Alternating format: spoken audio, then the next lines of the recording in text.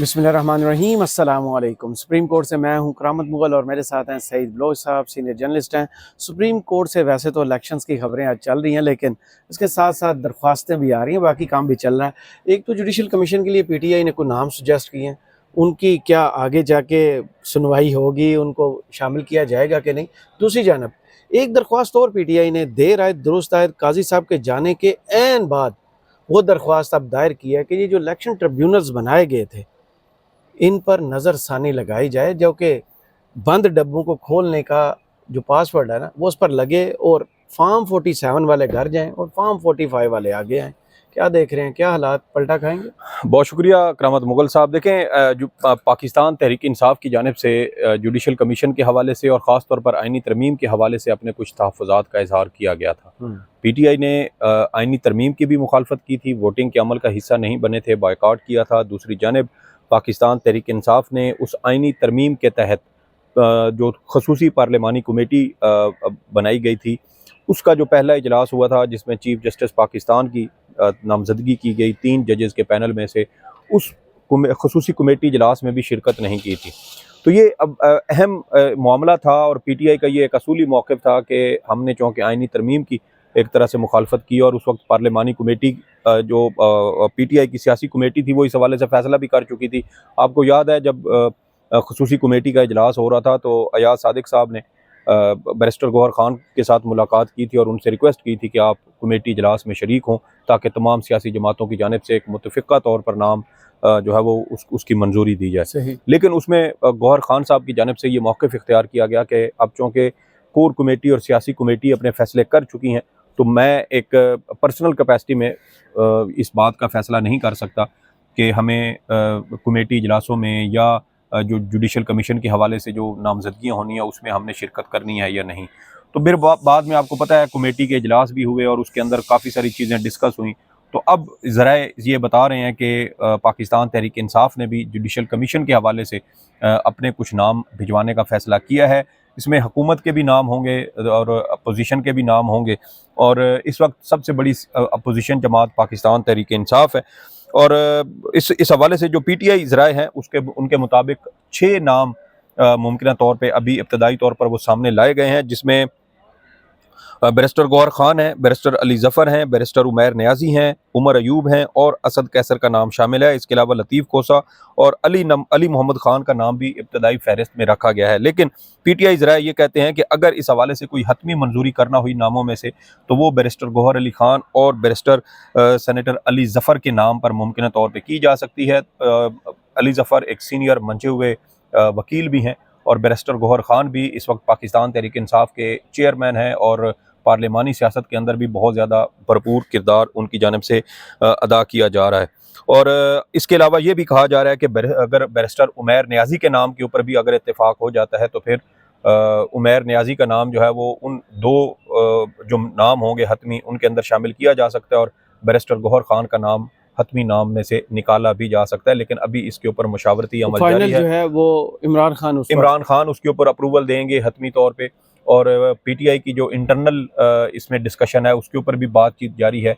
और ये अब पीटीआई ज़रा ये कहते हैं कि चूँकि पार्लिमानी सियासत का एक तरह से पीटीआई हिस्सा है और अगर उसमें पीटीआई के नाम जो हैं वो उनकी नामजदगी जुडिशल कमीशन में होती है तो वहाँ पर बैठकर अंदर अपनी जो इख्तलाफी राय देना, उसके ऊपर इख्तलाफ करना, वो ज़्यादा बेहतर अंदाज में स्पेस खाली ना छोड़ी जाए। और आपको ये भी पता है कि जब चीफ जस्टिस पाकिस्तान की तकर्री हुई थी तो उस तकर्री को भी बिल्कुल खुफिया मुबहम रखा गया। अंदर क्या डिस्कशन हुई, 2 सीनियर जजेस को क्यों नज़रअंदाज किया गया, उनकी क्या खामियां थीं, कौन सी ऐसी वजूहात बनी कि वो चीफ जस्टिस पाकिस्तान की दौड़ से बाहर हो गए, जस्टिस याहिया अफरीदी के नाम के ऊपर क्यों इत्तेफाक किया गया, उनका नाम किसकी जानिब से फ्लोट किया गया, दीगर सियासी जमातों के जो नुमाइंदे थे उन्होंने इसके अंदर अपनी अपनी राय का क्या इजहार किया, मीटिंग मिनट्स कहाँ पर हैं, ये पता है आपको कि ये सारी चीज़ें उसमें से मिसिंग है। तो उसकी वजह से फिर शक्कू को शुबात भी पैदा हो रहे हैं कि यकतरफा इजलास में आपने इस तरह बैठे और वहाँ पर आपने मुखालफत कर दी।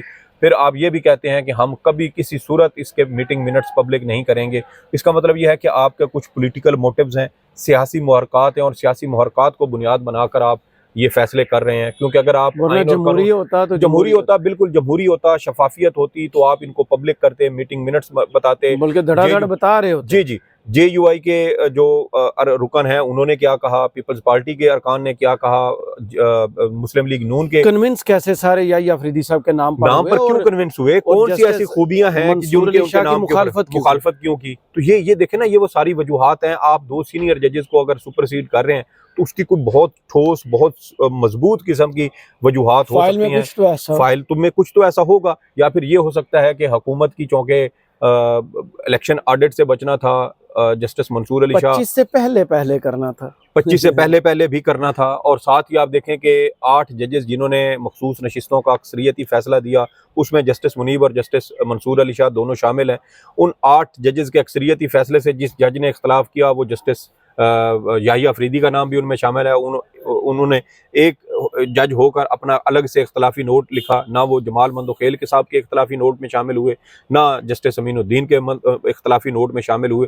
तो कोई ना कोई तो ऐसी वजूहात होंगी ना, और शायद यही चीज़ मेरे ख्याल में पाकिस्तान तहरीक इंसाफ को इस वक्त जो है वो एक तरह से नुकसान कह लें कि उनको ये नुकसान हुआ कि अगर वो इस इजलास में शरीक होते, इसके अंदर उनकी अपनी डिस्कशन होती, तो कम अज़ कम वो बाहर आकर ये बताने की पोजीशन में होते कि अंदर जजेस की किन बुनियादों पर उनकी सिफारिश की गई है और किस बुनियाद पर किस जज की, जस्टिस मंसूर अली शाह या जस्टिस मुनीब अख्तर के नाम की मंजूरी क्यों नहीं दी जा सकी। तो ये वो चीज़ें हैं जिसके ऊपर पाकिस्तान तहरीक इंसाफ बहुत ज़्यादा बेहतर और अच्छे अंदाज में खेल सकती है, बहुत अच्छी अंदाज में सियासत कर सकती है। सियासी जमात का हक है कि वो हर मामले पर सियासत करे, वरना सियासी जमात का फिर मकसद क्या है कि अगर उसने सियासत नहीं करनी।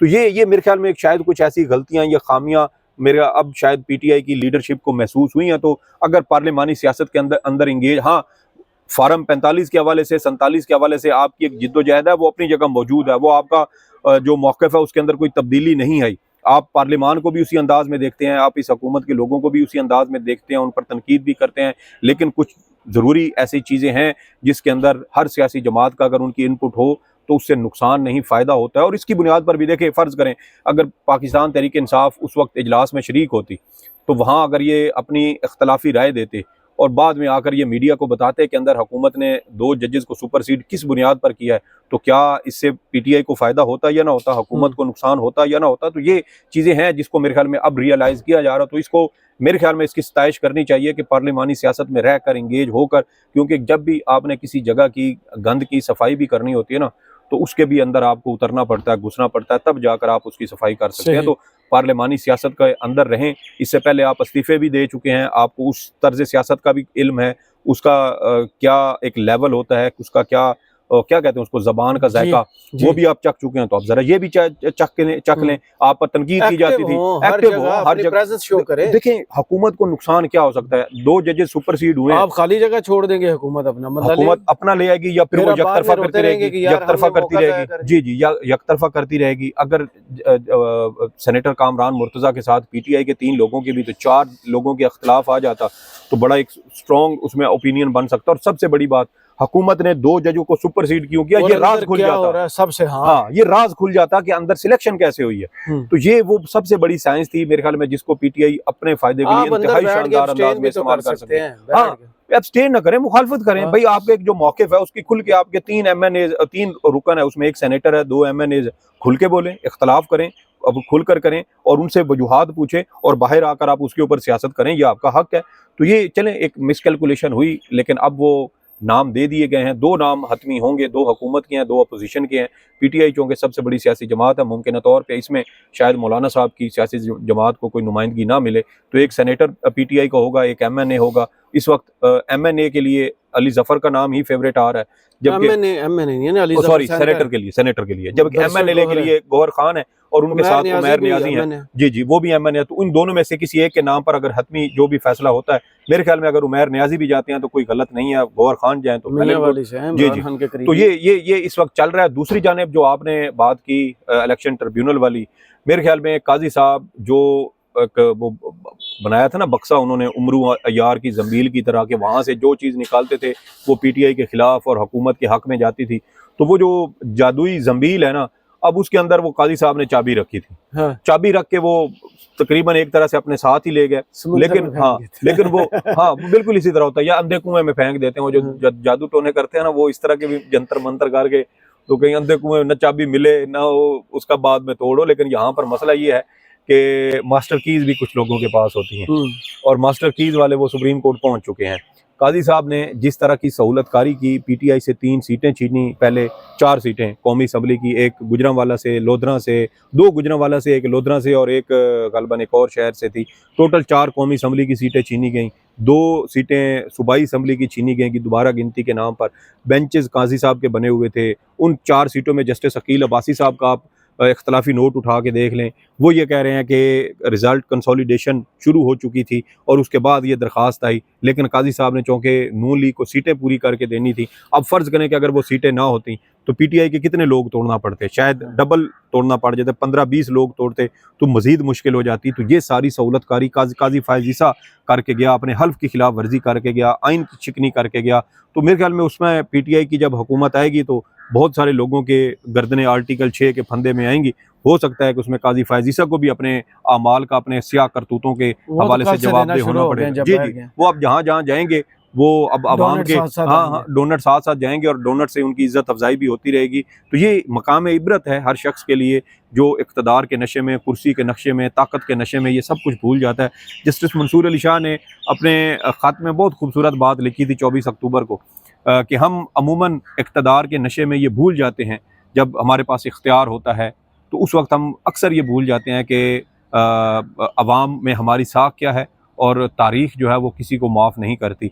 तो ये बड़े समझें तो बहुत नसीहत पकड़ने वाली ये सतर है जिससे आप ज़िंदगी का बड़ा एक अनमोल किस्म का सबक हासिल कर सकते हैं। ना समझें तो फिर वो अक़वाल ज़री होते हैं, सुनहरी हरूफ होते हैं, वो भी बेकार चले जाते हैं, तो उसका भी कोई फ़ायदा नहीं होता। तो ये दरख्वास्त बहरहाल इलेक्शन ट्रिब्यूनल में आ चुकी है। उस हवाले से आपको पता है कि इलेक्शन ट्रिब्यूनल के खिलाफ जी जी, तो मामला उसमें सारा आपको पता है। शरीफ ख़ानदान की धांधली को बचाना है, शरीफ ख़ानदान की वोट की करप्शन को बचाना है।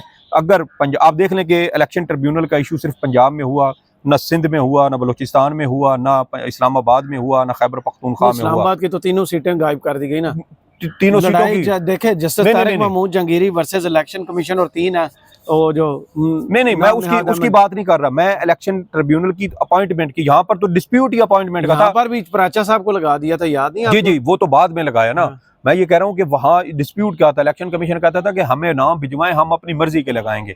दीगर जितने भी हाई कोर्ट्स के साथ हुए वहाँ इलेक्शन कमीशन ने लेटर भेजा कि नाम दें। वहाँ से जी कितने ट्रिब्यूनल बनाने हैं, 2 बनाने हैं, वहाँ से 2 नाम आए, इलेक्शन कमीशन ने नोटिफाई कर दिए।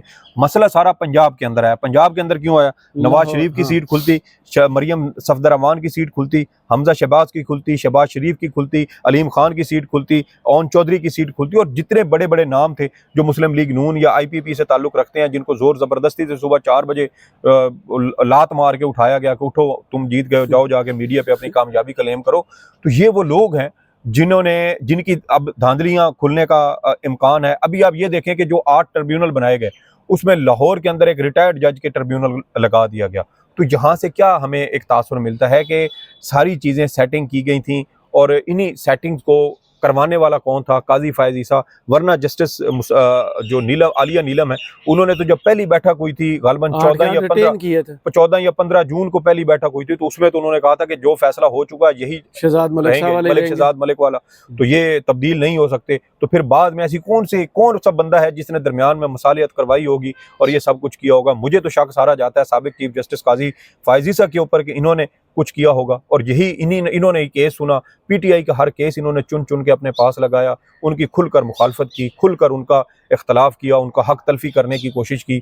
और फिर जब इस जैसे ज़हनी मरीज़ चीफ जस्टिस पाकिस्तान के ओहदों पर बराजमान हो जाएं तो करामत मुगल साहब फिर मुल्कों में इस्तेकाम नहीं आता, फिर जमहूरियत और सियासत को फ़ायदा नहीं होता बल्कि नुकसान होता है। और ये नुकसान देखें कि नवाज शरीफ, मरियम सफदर, शहबाज शरीफ, हमजा शहबाज की सीटें बचाने के लिए ये सारा कुछ किया गया। मनपसंद ट्रिब्यूनल बनवाए गए, वरना पतन की रिपोर्ट मौजूद है। नवाज शरीफ जेल में कैद एक 74 साल की कैंसर सर्वाइवर खातून से 88,000 वोटों से हारा है। और अगर इतना ज़र्फ होता, 3 बार के वज़ीर आज़म बन चुके हो, जो पेट की हवस तुम्हारी 3 बार वज़ीर आज़म बन के नहीं बुझ सकी, वो 4थी बार बन के कौन सा बुझ जाएगी? ऐसे ही बेइज्जती के साथ होना था ना जो। देखिए फिर ये वही बात है कि इस दफा देखे ना वो बीमार हुआ और ना किसी ने बाहर भेजा, अपनी मर्जी से गया, नाकाम हो। तो आप ये उसको छोड़ें, 10 अप्रैल 2022 से लेके आज तक शहबाज शरीफ की कमर में दर्द नहीं हुआ।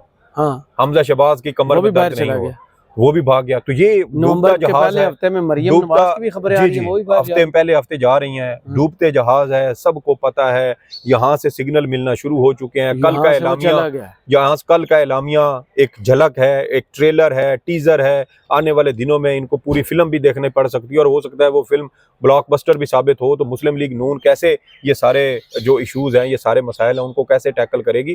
तो मकसद सिर्फ और सिर्फ करामत मुगल साहब, शरीफ खानदान की पैसे की करप्शन हो या वोट की करप्शन हो, वो बचाना मकसूद था। सिस्टम में मौजूद ऐसे लोग हैं जो उनको फायदा दे रहे हैं और यही दरखास्त अब सलमान अकरम राजा साहब लेके आए हैं कि इन ट्रिब्यूनल को काम करने से रोका जाए और जो फैसला सुप्रीम कोर्ट ने 30 सितंबर को दिया उस पर नजरसानी की जाए। उसमें एक और चीज़ ये भी आ जाती है कि उस वक्त बेंच की तश्कील पर भी एतराज़ हुआ था, लेकिन उसको भी नज़रअंदाज कर दिया गया। ये सारा कुछ करने का मकसद सिर्फ और सिर्फ यही है कि मुस्लिम लीग नून को किसी तरह से तहफ़्फ़ुज़ दिया जाए, उनकी सीटें बचाई जाएँ, नवाज शरीफ साहब को तहफ़्फ़ुज़ दिया जाए। जिस शख्स में इतनी ग्रेस नहीं, इतना ज़र्फ नहीं कि मैं हार गया हूँ, 3 बार वज़ीर आज़म रह चुके हो यार, तो अब तो मान जाओ। और मेरे ख्याल में नवाज शरीफ का कद काट बहुत बढ़ जाता बड़ा, अगर वो कर जाते, लेकिन अल्लाह तौफीक भी नहीं ना। देखे ना, बाज़ हालात में अल्लाह माफ़ करे, जो है ना, वो कुदरत और रब इतना नाराज़ हो जाता है कि वो इंसानों से तौबा की तौफीक भी उनसे ले लेता है कि उनको जहन में ये वहम गुमान तक भी नहीं आता कि हम गलत कर रहे हैं और हमें अल्लाह रब्बुल इज़्ज़त के यहाँ रुजू करना चाहिए, अपने गुनाहों से रुजू करें, अपनी गलतियों से रुजू करें, तौबा तायब हों। तो शरीफ ख़ानदान के साथ भी यही है, गलती पे गलती कर रहे हैं, ब्लंडर पे ब्लंडर कर रहे हैं, साजिश पे साजिश कर रहे हैं, लेकिन इतना कुछ होने के बावजूद, दीवार पर लिखी हुई तहरीर को पढ़ने के बावजूद अगर किसी को अक्ल ना आए ना करामत मुगल साहब, तो फिर जो कुदरत की लाठी कहते हैं ना कि वो बेआवाज़ होती है, वो मोहलत ज़रूर देता है, लेकिन फिर जब ऐसे रस्सी खींचती है ना तो फिर हड्डियों के कड़ाके निकल जाते हैं। सही, बहुत शुक्रिया सईद बलोच साहब आपके वक्त का। कमेंट्स बॉक्स में ज़रूर बताइएगा वीडियो आपको कैसी लगी। इजाज़त दीजिए, अल्लाह हाफिज़।